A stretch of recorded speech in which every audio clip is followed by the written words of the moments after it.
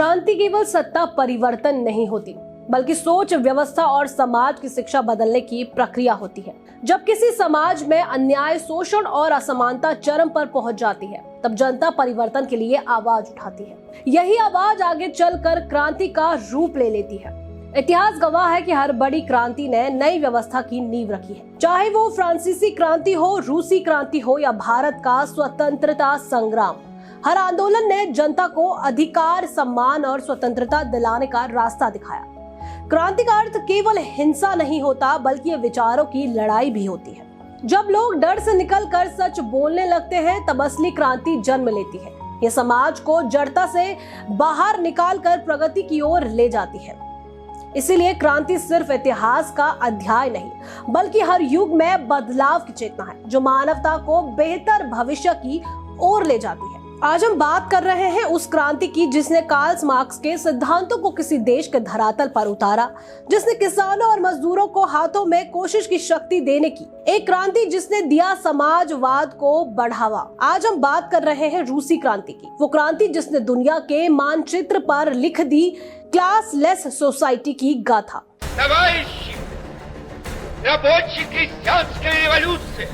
о необходимости которой все время говорили большевики, совершилась! Красноармейцы, капиталисты Англии, Америки, Франции ведут войну против России. Они помогают деньгами и военными припасами русским помещикам, которые ведут против советской власти войска из Сибири, Дона, Северного Кавказа, желая восстановить власть царя, власть помещиков, власть капиталистов.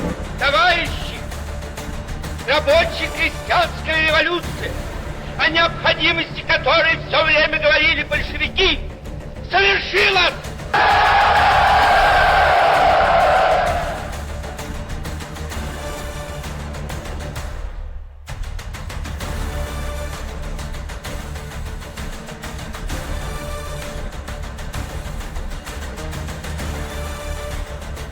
उन्नीस 1917 की रूसी क्रांति आधुनिक इतिहास की सबसे महत्वपूर्ण घटनाओं में से एक है।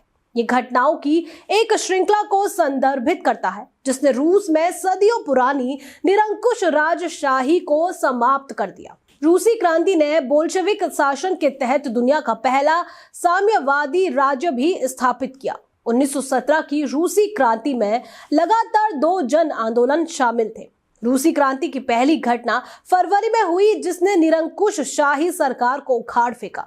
दूसरी क्रांति अक्टूबर में हुई, जिससे बोल्शेविक पार्टी सत्ता में आई। क्रांति के पहले चरण में रूस के जार निकोलस द्वितीय का तख्ता पलट हुआ। वो रूस का अंतिम शासक बना। जार निकोलस को हटाने का प्राथमिक उद्देश्य सरकार की एक उदार गणतंत्र प्रणाली स्थापित करना था, लेकिन व्लादिमीर लेनिन ने अक्टूबर में अस्थायी सरकार को खत्म करने के लिए बोल्शेविक पार्टी का नेतृत्व किया। इसके बाद उन्होंने रूस में साम्यवादी साम्राज्य की स्थापना की। रूस के धरातल पर आने वाली सदियों के लिए छोड़ गए मार्क्सवादी सिद्धांत रूस में जार के शासन को चुनौती और उसका दमन से लेकर समाजवाद का उदय, और फिर लेनिन के मजदूरों और किसानों को अमीर वर्ग के शोषण से बचाने की मुहिम, और रूस में एक ही पार्टी का नियम जिसको नाम दिया गया कम्युनिस्ट पार्टी। आज इन तथ्यों पर पूरी बात करेंगे। इस प्रोग्राम के माध्यम से शुरुआत करते हैं रूसी क्रांति की पृष्ठभूमि से। 1900 के दशक में रूस सबसे कम औद्योगिकीकृत था। ये यूरोप की सबसे पिछड़ी अर्थव्यवस्थाओं में से एक थी। जनसंख्या में भूमिहीन, मजदूर और शोषित औद्योगिक श्रमिक शामिल थे। दास प्रथा, जो कि सामंतवाद एक रूप था, रूस में अभी भी प्रचलित थी। भूदास प्रथा के तहत भूमिहीन कृषि किसानों को कुलीन वर्ग के अधीन काम करने के लिए मजबूर किया जाता था। 16वीं शताब्दी के अंत तक यूरोप के अधिकांश हिस्सों में यह प्रथा समाप्त हो गई। फिर भी यह 19वीं शताब्दी में भी रूस में संचालित होती रही। रूस में सर्वाधिक संख्या में किसान मौजूद थे, किंतु उनकी स्थिति अत्यंत दयनीय थी। भूमि का 67% हिस्सा सामंतों के पास था, तो वहीं 13% हिस्सा चर्च के पास था। किसान खेतों में मजदूरों की तरह कार्य करते थे। 1861 में रूस में दास प्रथा को समाप्त कर दिया गया। दासों की मुक्ति के कारण घटनाओं की एक श्रृंखला शुरू हुई, जिसे रूसी क्रांति के रूप में जाना जाता है। रूस में अत्यंत आवश्यक औद्योगिक क्रांति 19वीं सदी के दौरान शुरू हुई। औद्योगिक परिदृश्य में परिवर्तन अपने साथ कई सामाजिक और राजनीतिक परिवर्तन लेकर आए। फलती फूलती औद्योगिक क्रांति के साथ कई बदलाव सामने आए। मॉस्को और सेंट पीटर्सबर्ग के शहरी केंद्रों में जनसंख्या में तेजी से वृद्धि देखी गई। इसने बुनियादी ढांचे पर बहुत अधिक दबाव डाला और प्रदूषण और भीड़भाड़ की भी समस्या पैदा की। अतः नया कामकाजी मध्यम वर्ग बेचैन हो रहा था। जनसंख्या वृद्धि ने खाद्य आपूर्ति श्रृंखला पर भी दबाव डाला। खाद्य आपूर्ति प्रदान करना सरकार के लिए सबसे बड़ी चुनौतियों में से एक बन गई। जारा द्वारा कार्रवाई न किए जाने से तंग आकर रूसियों के एक बड़े समूह, जिसमें औद्योगिक श्रमिक भी शामिल थे, ने मोर्चा करना शुरू कर दिया। वे 22 जनवरी 1905 को जार निकोलस के विंटर पैलेस की ओर गए। मार्च शुरू होने पर जार अपने महल में मौजूद नहीं थे।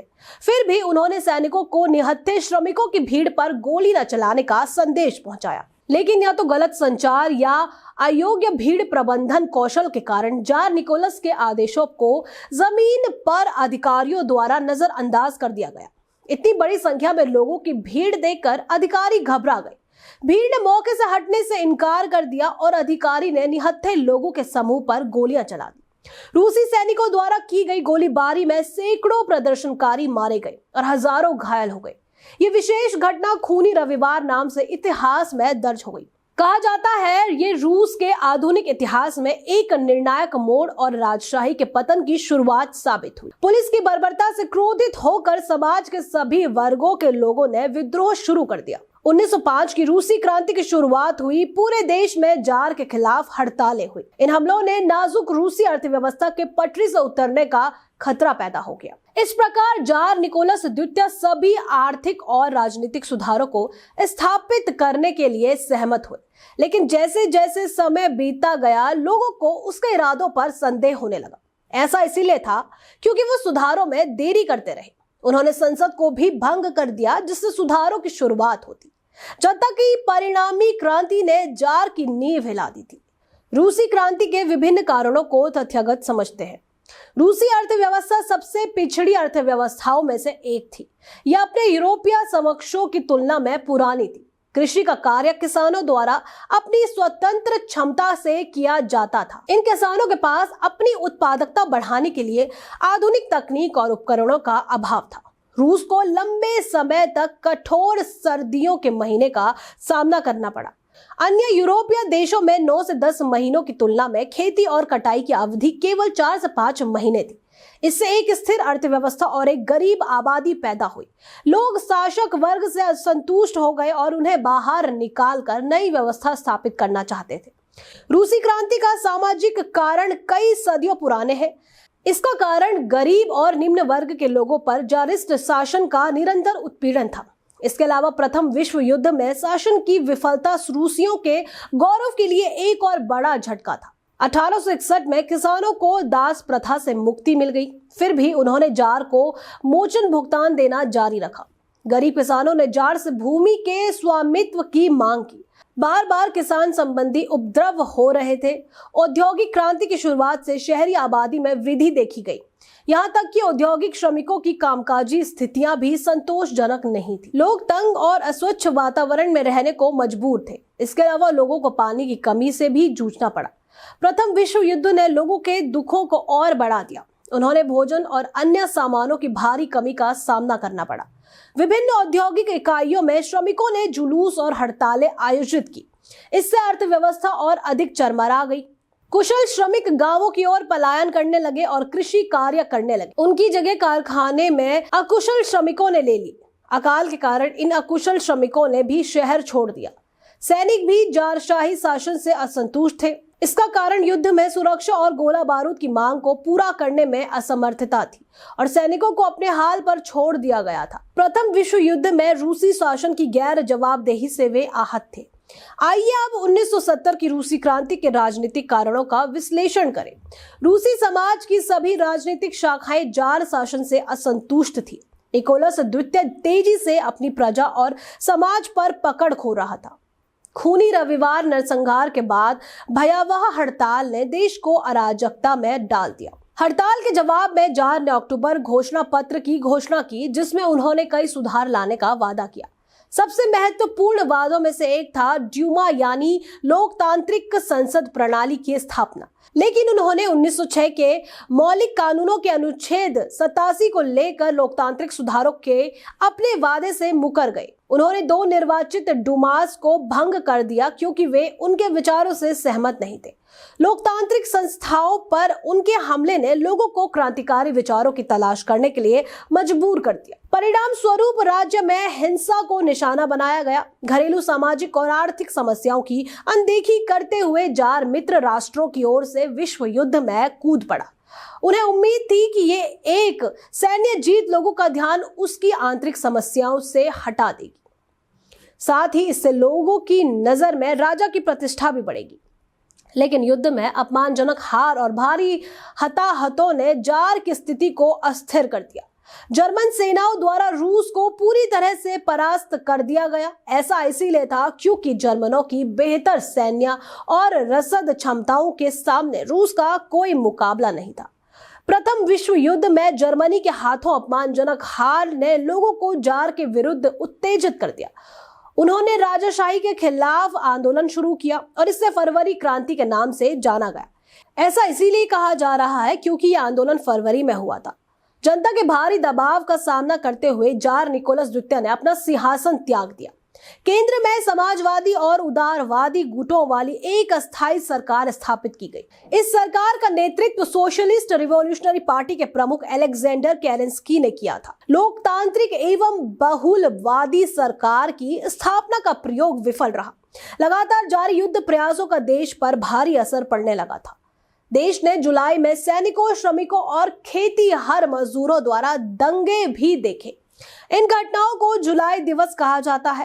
अक्टूबर क्रांति की शुरुआत होती है लावर कोर्निलोव से, एक रूसी सैन्य कमांडर जो 1917 की रूसी क्रांति के दौरान तख्ता पलट के प्रयास के लिए जाने जाते हैं। सितंबर 1917 में उन्होंने तत्कालीन केरेंस्की की अंतरिम सरकार के खिलाफ अपनी सेना को सेंट पीटर्सबर्ग की ओर कूच करने का आदेश दिया, जो एक विफल प्रयास था और इसने बोल्शेविक को मजबूत कर दिया। रूसी राज्य उग्र गतिविधि की स्थिति में था। हर क्षेत्र में नरसंहार दिखाई दे रहा था। सोवियत संघ की रूसी कार्यकारी समिति इन नरसंहारों को रोकने के लिए अपने प्रतिनिधियों को भेजती है, लेकिन वो इस हिंसा को रोकने में असफल रहे। इस कारण व्लादिमीर लेनिन के नेतृत्व वाली बोल्शेविक पार्टी में कट्टरपंथियों को अधिक ध्यान मिलने लगा। व्लादिमीर लेनिन ये नाम अब रूसी क्रांति में नया इतिहास लिखने वाला था और रूस में फैली इस हिंसा का उपयोग अपनी राजनैतिक कम्युनिस्ट पार्टी के लिए करने वाला था। इस क्रांति गाथा आगे बढ़ाने से पहले व्लादिमीर लेनिन को समझने का प्रयास करते हैं। लेनिन का जन्म 1817 में तत्कालीन सिम्ब्रिस्क में हुआ था, जो मॉस्को से लगभग 450 मील पूर्व में स्थित था। उनका परिवार, जिसका उपनाम उलियानोव था, मध्यम वर्ग का और समृद्ध था। 1887 को 2 घटनाओं ने उनके क्रांतिकारी विचारों को आकार दिया। रूसी जार के हत्या के प्रयास के लिए उनके बड़े भाई अलेक्जेंडर को फांसी दी गई और छात्र विद्रोह का नेतृत्व करने के कारण उन्हें कजान विश्वविद्यालय से निष्कासित कर दिया गया। 1889 में मार्क्सवादी बनने के बाद उन्हें बाद में कानूनन की परीक्षा में बैठने की अनुमति दी गई और उन्होंने सेंट पीटर्सबर्ग विश्वविद्यालय से कानूनन की डिग्री प्राप्त की।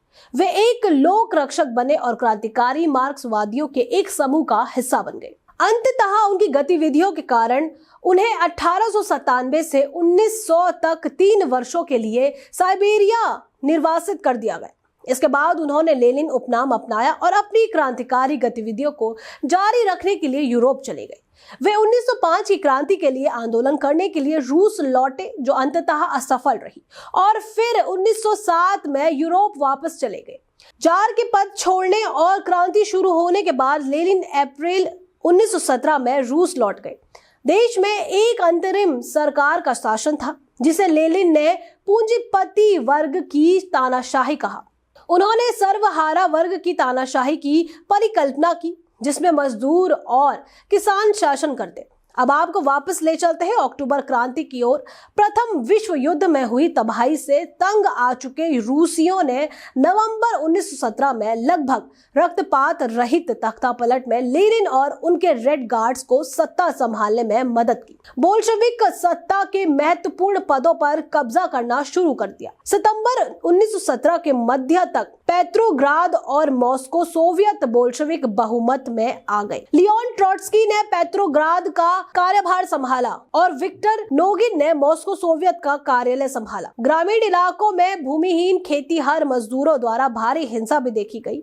उन्होंने जमींदारों को मार डाला और उन पर अत्याचार की और कृषि मशीनरी को नष्ट कर दिया। उन्होंने जमीनों और घरों को जला दिया। उनकी मुख्य मांग भूमि सुधार लागू करना और उन्हें भूमि का स्वामित्व प्रदान करना था। जब देश के हर हिस्से में स्थिति नियंत्रण से बाहर होती जा रही थी, व्लादिमीर लेनिन ने कमान संभाली। लेनिन की कमान के तहत बोल्शेविक बलों ने महत्वपूर्ण सरकारी इमारतों को जब्त कर लिया। उन्होंने 24 से 25 अक्टूबर 1917 को विंटर पैलेस पर भी कब्जा कर लिया। ये क्रांति पहली सफल मार्क्सवादी तख्तापलट भी थी। अप्रभावी अस्थायी सरकार को उखाड़ फेंका गया। इसकी जगह व्लादिमीर लेनिन के नेतृत्व वाले सोवियत सोशलिस्ट रिपब्लिक ने ले ली। 1917 की रूसी क्रांति विश्व इतिहास की एक महत्वपूर्ण घटना थी, क्योंकि इसके फलस्वरूप विश्व में प्रथम साम्यवादी राज्य की स्थापना हुई। लेकिन अक्टूबर क्रांति से चीजें स्थिर नहीं हुई। रूस में लाल और सफेद गुटों के बीच गृह युद्ध हुआ। रेड ग्रुप में समाजवादी और कम्युनिस्ट शामिल थे, जबकि श्वेत गुट में पूंजीपति, जमींदार और लोकतंत्रवादी शामिल थे। ये 1923 में रेड ग्रुप की जीत और सोवियत संघ के गठन के साथ समाप्त हुआ। लेनिन के नेतृत्व में नए सोवियत राज्य ने कृषि, सामाजिक और राजनीतिक क्षेत्रों में क्रांतिकारी सुधार लाए। पश्चिमी लोकतांत्रिक सरकारें असुरक्षित होने लगी। वे पूरे यूरोप में साम्यवाद की बढ़ती लोकप्रियता से चिंतित हो गए।